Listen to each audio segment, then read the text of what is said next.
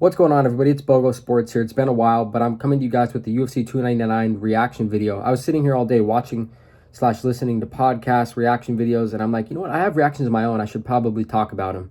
I want to get my thoughts out. So we're going to go over the main card in this video, but we might discuss some other fights on the card as well, because really the prelims were great too. This is one of the first fight cards in a long, long time where I was genuinely excited the week leading up for. I always get excited for pay-per-views, watching them the day of. You know, Volk versus Topuria was a great fight on paper, and even the first pay-per-view of the year with Strickland and Duplessis. But this was the first pay-per-view card as a whole that I was really pumped for in a while.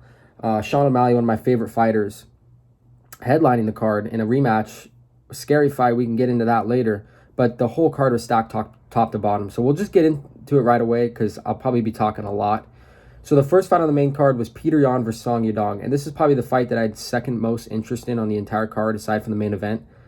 I think that's right to say. I mean, this is a sweet fight. You had Yan coming in, former champion, on a 3-fight losing streak versus up-and-coming contender.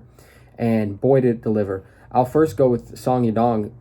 In his previous fights, I knew he had top 5 potential, being an elite contender, guy that potentially could be a title contender even in the future. And he was improving in every single fight. I always knew he had big power. He was tough. He was explosive. But it seems like every fight we've seen him in, he's been getting more and more technical. And that really started to come together in that first round of this fight. And it was looking scary for Peter Yan. I was rooting for Yan. I'm a fan of his style a lot. I'm definitely a fan of Yadong's style too, especially after last night. It was looking really bad. Song Yadong's boxing looked super crisp. Like I said, he just keeps getting more and more technical. So I do think, even though he took the L 29-28 on all 3 judges' scorecards, I do think this doesn't stop him from his rise. He's 26 years old. I think he could easily be in title contention in a year or two. So, like I said, he lost a 29-28 decision, but that first round, it was going bad for Peter Yan, and Song Yadong won the first round dominantly. Yan wasn't out of it by any means. He was hanging in there tough and doing some good stuff, but Song Yadong's boxing looked very clean. He had Yan biting on these feints on takedowns. He wasn't even really like shooting at all. I mean, I think he got Yan down maybe once or twice in the first round, but he would literally just stick his hand down and feint like he was going to grab the single leg, and Yan was having huge reactions. And they did make mention of it on the broadcast that Yan was also biting on Song Yadong's feints just in the striking as well. So Yan looked a little bit confused. Nothing super huge landed from Song Yadong, but he was threatening with some big shots. He had some nice leg kicks, caught Yan a little bit, but it was a very good round. And he got him down, like I said. So after that first round, I was like, dang, Song Yadong is a beast. He might either shut out Peter Yan or potentially knock him out later as the fight goes. Then in the second round, you see Yan, and the corner of Yan was very panicked in between rounds, which really got me nervous too. But in the second round, I feel like Yan got into a flow state almost like he was sparring, and he started digging deep in his bag, and he dug deep as well within the fight, and he started standing his ground, trading in the pocket, and, you know, he started fighting like they had like 14-ounce gloves or 12-ounce, whatever, the big puffy gloves when they're sparring. You know, the fear that he had of Song Yadong in the beginning of that first round, it seemed like he either had figured him out a little bit and wasn't as afraid of him, or kind of just bit down on his mouthpiece and said, hey, I got to make this guy respect me. He had beautiful combinations. Peter Yan, they say he's a master of sport and boxing, and I definitely believe it based off of his UFC career. His combinations were beautiful. He ripped the body really hard. He had beautiful uppercuts on Song Yadong, and he started to do really good work. He had my favorite part of this fight. This is the only fight. I'm sitting here in my room watching this by myself, and I am like clapping and getting audibly hyped up when he had some beautiful trips and takedowns. I guess he shot a double leg in I think in second and third round, but he had some and really like crazy techniques that he was trying to get Song Yadong down with, stuff you don't see guys doing. Peter Yan is so slick when he's on, and I was so happy to see him turn it up in the second round, and I was like, okay, this is the Yan I remember. He did eat some shots. I think he ate a really nice elbow from Song Yadong in the second round, but he took over and he won that round. So it was coming down to the third round, and I think Song Yadong started to get a little bit gassed out at this point, and I do think Yan was a little bit tired too, at least halfway through the round. but he has that championship experience. He was the champion. We can't forget that. Has gone 5 rounds multiple times, I believe. Yeah, definitely multiple times. So this guy's a stud. I didn't think he was washed up. I got a little bit nervous after that first round. It seemed like the Marab fight, his fear of the takedown had really impacted him, but he snapped out of it in the second round, put the pace on Song Yadong in the second and third, was overwhelming him, hit him with big shots. I mean, Song Yadong took some big shots to the body, some huge uppercuts, and kept coming. So Song's stock rises, Peter Yan's stock rises. Amazing fight. Me personally, I think that was the fight of the night, but I mean, the one fight that did get it, I'm not going to complain about it getting it. So overall, great fight. I think Yan, he should probably fight Cheeto next. I think that'd be a great fight. Cheeto, we'll get into what he did in the main event later, but I think that would be a good matchup for the two of them. And if Peter Yan, he's ranked number 4 right now. So if he can get 1 or 2 more quality wins and things are cleared up at the top of the division, I could easily see a rematch with Sean O'Malley, which I would love to see across 5 rounds, as their first fight was only 3 rounds, and that was razor close, as we all know. Okay, second fight on the main card was JDM, Jack Della Maddalena versus Gilbert Burns. And heading into this fight, I predicted that Burns would actually submit Jack Della Maddalena. Obviously, JDM's a great fighter. All these guys are great fighters, but I thought relative to the other guys in the top 10, top 15, I thought he was a little bit overrated based off of his last 2 performances where he faced this guy on short notice previously, and then he faced Kevin Holland his last fight, and it was a split decision in both of them. And I personally thought he might have lost both of those fights. And he's mainly a boxer. He has decent kicks, but he doesn't really have... He doesn't go for the ground game, and that's just his personal decision. He's not out there trying to take people down. He's trying to stay in his realm, which is the boxing and kickboxing realm. He ended up knocking out Gilbert Burns in the 3rd round. I don't exactly remember. I've been hearing people say that they had Gilbert 2-0, and I know that on judges, in going into the 3rd, that is. And I know on judges' scorecards, 2 of the judges had Gilbert Burns winning 20-18, so he was up 2 rounds heading into the 3rd round. I kind of remember feeling like it was 1-1, and whoever won the 3rd would win the fight. But I was getting some really bad signs from Gilbert Burns on the feet.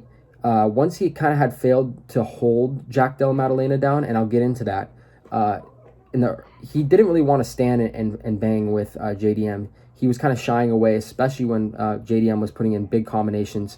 So that kind of worried me. But JDM made a minor mistake in the 3rd round and allowed Burns to get on his back and control him. So I was thinking to myself, whoa, Burns might dig this out and get a decision here, even though I was not super impressed with how he was performing. Obviously, he was gritty, and he hit a huge elbow on JDM, and he was, he was in there for sure. And he was doing better in the grappling, but he wasn't dominating the grappling like I expected. JDM was able to escape in the 3rd round when Burns had his back almost, came up, boom, hit him with a knee, right as Burns was shooting in for another takedown, closed the show. Great performance from JDM, and he really, like I said I was going to touch on it, he did a great job of defensive grappling, getting back to his feet, keeping Burns, 4-time world champion in jiu-jitsu. He was an ADCC champion. This guy's a savage grappler. Did a great job of minimizing danger, and even in some dangerous spots, he was able to get out. And he just seemed very focused, level-headed in the octagon, and I think that's one thing I have noticed. He's very focused when he's in his fights. He's not emotional or exerting too much energy. He's really just, everything's tight with him, and especially in the stand-up. I was impressed. Now, I don't know if he's going to be a champion. Anybody in the top 5 could be. But I'm not sure if I'm there yet. I'm not completely sold in that realm. But if he's going to be, we're probably going to find out if they make this fight. I was so impressed by his call-out after. I was like, dang, this guy's a beast. He just calm, collected, just called out freaking Shavkat Rakhmonov, the boogeyman of the division, which nobody's doing. So shout out to Jack Della Maddalena. Good performance. Hopefully they make that fight. And as far as Burns, he's getting up there in age. Like I said, I know other people thought he had a really good performance and just got caught at the end. I personally did not love what I saw. He started to get tired, which, everybody's going to get tired in an MMA fight, but he looked like the more gassed out fighter in the 3rd round. And his stand-up, he was explosive, throwing bombs like he usually does. But like I said, when he was kind of running away or, shelling up when he usually wouldn't do that. So it was a little bit interesting. We'll see where he goes from here. I'm sure he'll fight another top 15 fight. And I do think Colby versus Burns could be a good fight for both guys at this stage in their career. All right, moving on to the third fight.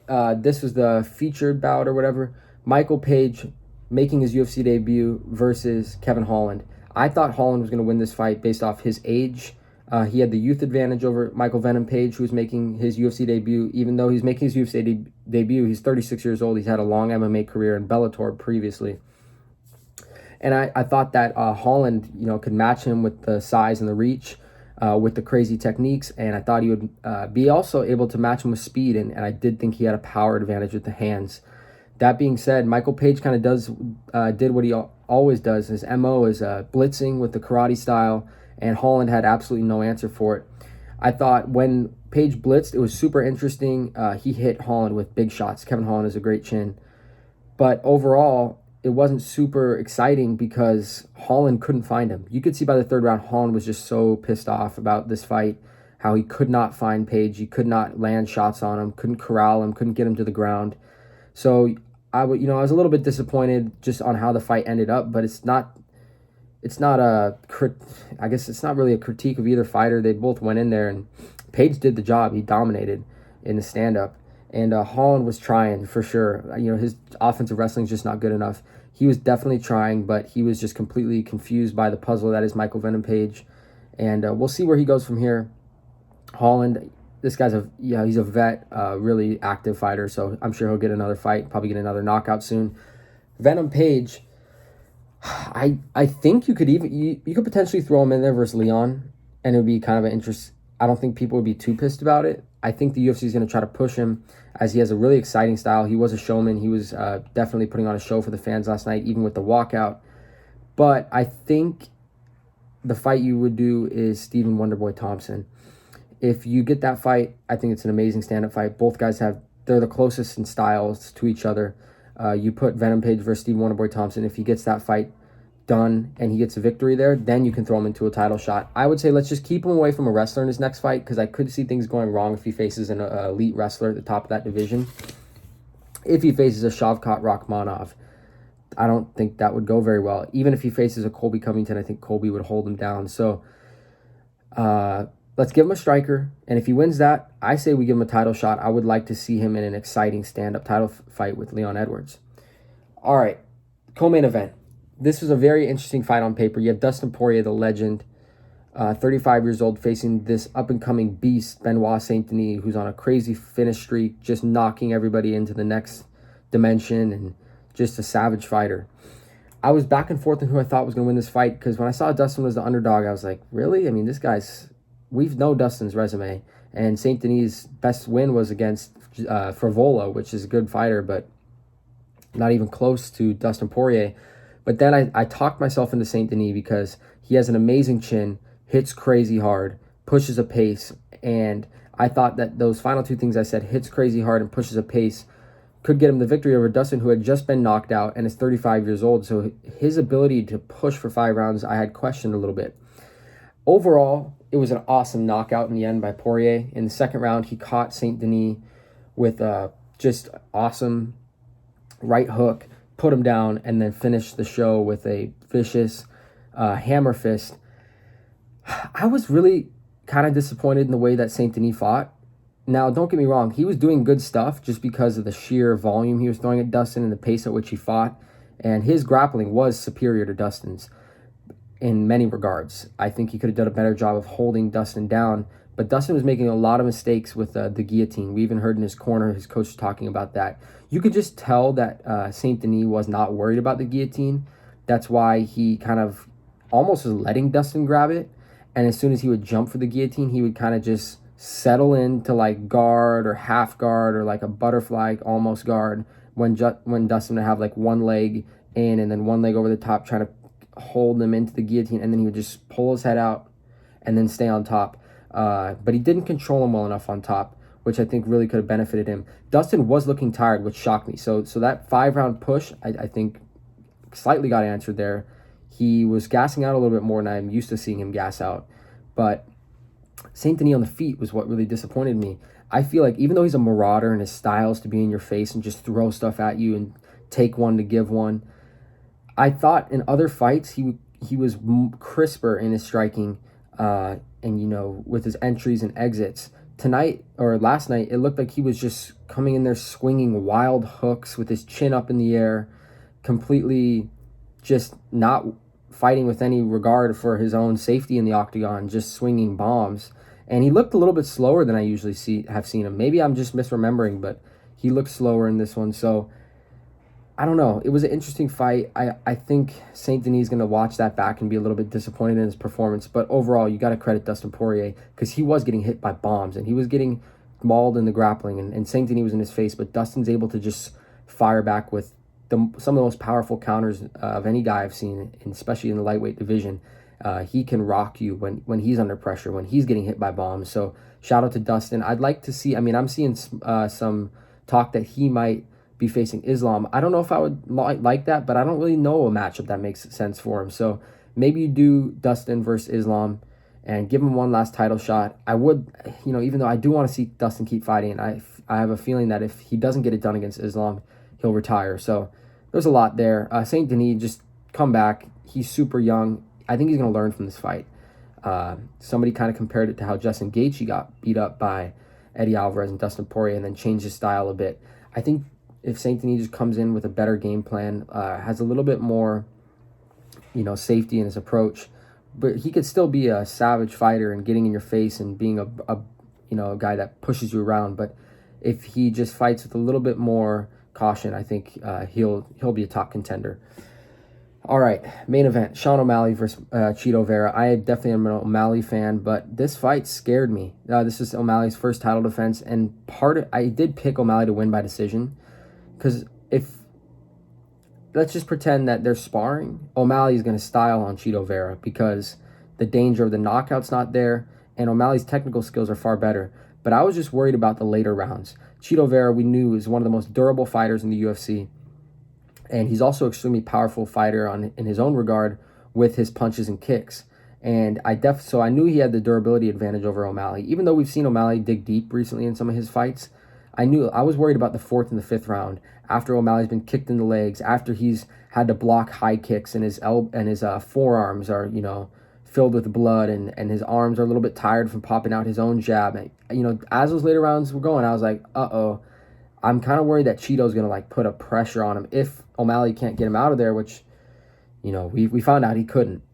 And he sure did try. But that was my worry. But I was like, you know what? I'm just going to go with O'Malley decision. I'm just going to trust that he's going to be able to get up early on Chito, who's definitely a slow starter, and kind of hold the lead late in the fight, even if it means he drops the fourth or the fifth round. This is a masterclass by O'Malley. So I was right in my thought that he was better technically everywhere than Chito Vera, and I really do think that was true. I mean, he had better kicks. He had better kicks to the legs, to the body. His head kicks were faster. His jab was better than Chito's, and he hit harder than Chito too. I think Chito might kick harder to the body and, just with more power on some of them. O'Malley can generate a lot of power, but a lot of times they're slapping kicks too, like the teep kicks to the body, and some of his high kicks are just more slapping, where Chito's this thudding baseball bat that comes at you. But he didn't even really throw too many kicks like that last night. O'Malley just styled on him. His movement was too good for him. He had a massive speed advantage. And Chito, as a guy that's a slow starter and kind of throws one shot rather than throwing in combination, he was just behind from the moment they started the fight. In the first round, I was like, oh, okay, if O'Malley can keep this up, this won't be close. And he did just that. But the fact is, Chito has a crazy ability to stay in a fight. I mean, the knee that he got hit by in the second round, I think would sleep pretty much every bantamweight on the planet besides Chito Vera. That was the loudest crack I've ever heard on a knee. And I'm shocked his orbital wasn't broken, or maybe it was, but it didn't look like it in the fight, even though his face was swollen beyond belief at the end of the fight. But from that moment on, I think, two things. That significant damage that O'Malley did at the beginning of the fight to the head, I think kind of really scared Chito a little bit of okay, Chito, he has a great chin. He knew he could stay in the fight, but he was getting rocked where we had never seen Chito get rocked like that before. So I think it made him hesitant. One, I'll say three things. Two, he's already a slow starter, so he's going to be behind O'Malley, who throws out a lot of volume. And then three, O'Malley's game plan, you could see in the beginning of the fight, was heavily investing in the body.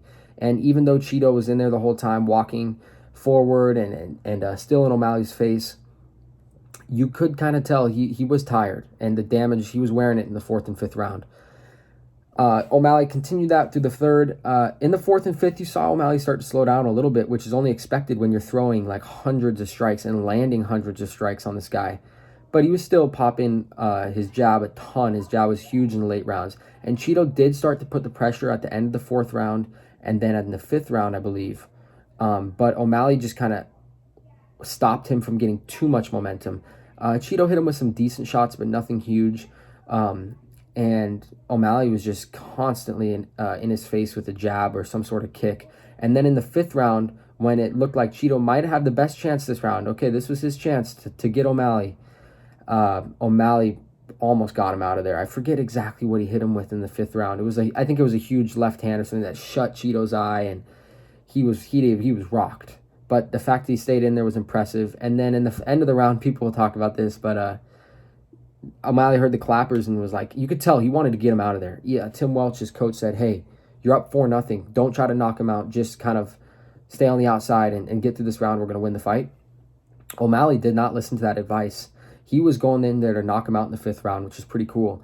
But with the final 10 to 15 seconds, O'Malley just stood down and started trading in the pocket with Cheeto. And Cheeto actually did hit him with a body shot that you saw had a significant effect on O'Malley. But it was too little too late for Cheeto. O'Malley, like I said, complete domination in the striking. It was a complete striking fight. There were only like 2 small moments where they hit the ground and they were like 10 seconds or less. So I was so impressed by O'Malley. I think he really solidified himself as a champion tonight by defending his title against the guy. He got the fight back against Cheeto. He proved that the first fight was a fluke, as he won 50-45 on 2 scorecards and 50-44 on the other scorecard. So like, I'm calling it domination, and the scorecards reflected that. So great performance. I really don't know who could stand with O'Malley in the bantamweight division. I think he might have the best striking in the UFC besides Pereira. It's everything I talked about before, but his best attributes are his footwork, his distance management, his speed, and power. He literally has everything as a striker. It's super impressive. So, I don't know who's going to stand with him. The next fight, I know he called out to Poirier, but I would like to see him fight Merab. I think that is the fight that gets me excited, because Merab is this boogeyman. He is. But I think a lot of people will pick Merab in that fight. But O'Malley, I'm picking him. I can't doubt this guy anymore. After his last couple performances, we saw O'Malley put down Aljo with the right hand. I wouldn't be too shocked if he could do the exact same thing to Merab, who's smaller than Aljo too. So I really want to see that fight. It's like a complete clash of styles. Merab's just got this crazy cardio. That's the one thing that worries me about O'Malley, who has really good cardio in his own right, but nobody has Merab's cardio. And it worries me for a championship fight where there's that 4th and the 5th round. So we'll see. I'm pumped. I want to see that fight. I want to see O'Malley beat Merab. And if he beats Merab, there's always going to be doubters on O'Malley, but man, people are going to have to respect that this guy's just a beast. But it's super cool to see this guy who has been a hype job and came up on Dana White Contender Series, really turn himself into, like, I think there's no question he's the best bantamweight in the world. And especially if he beats Merab, it's absolutely unquestionable, and he's going to be even a bigger star after the Merab fight. For Cheeto, he fell short. He's still a super fan favorite fighter, stand-up fighter. He can get in there with Jan and throw down. So he's not done, but if he wants to face O'Malley again in the future, he's going to have to evolve. So I think I captured everything I wanted to talk about. It was a sick card. I'm not going to touch on the prelims because I've been talking about the main card for 24 minutes, but overall, great card. Loved the main event. Loved the opener on the main card of Jan versus Song Yadong. That was my personal fight of the night, and the performance of the night on the main card was O'Malley. He was awesome. So let me know what you guys thought of those fights. If you want to talk about the prelim fights in the comments, I'll respond to you on my thoughts. But overall, let me know what you thought about UFC 299, and I might be coming out with some videos soon. So thanks for watching.